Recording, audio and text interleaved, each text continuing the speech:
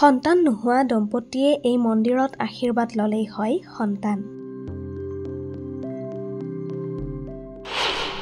দেৱাদিদেৱ মহাদেৱ আৰু দেৱী পাৰ্বতীয়ে একেটা শৰীৰতে বিৰাজ কৰা পিংগলেশ্বৰ অৰ্ধনাৰীশ্বৰ দেৱালয় এয়া। এই মন্দিৰত আঁঠু ল'লেই পূৰ্ণ হয় ভক্তৰ প্ৰতিটো মনোবাঞ্ছা। এটা ঐতিহাসিক জাগ্ৰত মন্দিৰ য'ত সঁচা মনেৰে প্ৰাৰ্থনা কৰিলে পূৰ্ণ হয় সকলো মনোবাঞ্ছা। বাইহাটা চাৰিআলিৰ পিংগলেশ্বৰ গাঁৱত অৱস্থিত এই মন্দিৰটোৰ নাম হৈছে পিংগলেশ্বৰ অৰ্ধনাৰীশ্বৰ দেৱালয়। এই দেৱালয়ত সন্তান নোহোৱা দম্পতীয়ে আশীৰ্বাদ ল'লেই সন্তান হয়। ইয়াত যেতিয়া মানুহৰ সন্তান সন্ততি নাপায় সন্তান সন্ততি বিচাৰি যে নৱদম্পতীয়ে সন্তানৰ আশাত ইয়াত তাৰমানে পূজা অৰ্চনা দিয়ে আৰু ঠিক তেনেধৰণে মানুহে ইয়াত তাৰমানে সকলো ফল লাভ কৰিবলৈ সক্ষম হৈছে আৰু তেনেধৰণৰ এটা হেৰিতে মানুহ ইয়াত আকৰ্ষিত হৈছে।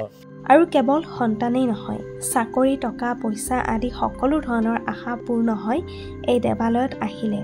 মহাদেৱৰ আশীষেৰে ধন্য এই মন্দিৰটোৰ চৌপাশ। জনশ্ৰুতি অনুসৰি এই মন্দিৰটোত এসময়ত প্ৰভু শিৱই নিজেই আহি ধ্যান কৰিছিল। যে ইয়াত মানে দেৱাদিদেৱ মহাদেৱ যেতিয়া ইয়াত তপস্যা কৰিছিল, ইয়াতে তপস্যা কৰিছিল।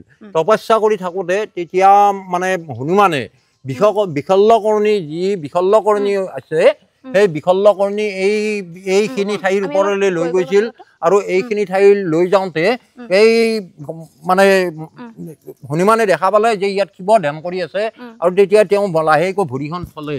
প্ৰতিদিনেই এই মন্দিৰটোত দূৰ দূৰণিৰ পৰা ভক্তই আহি ভিৰ কৰেহি আৰু প্ৰত্যেকৰে মনোবাঞ্ছা পূৰ্ণ হয় ইয়াত মূৰ দোৱাই। ত্ৰিশূল বেলপাত দি পবিত্ৰ মনেৰে আপুনি যি বিচাৰে তাকেই পাব অৰ্ধনাৰীশ্বৰৰ আশীৰ্বাদত। গতিকে এই জাগ্ৰত থানখনত আহি আপুনিও লাভ কৰিব পাৰে এপলক শান্তি।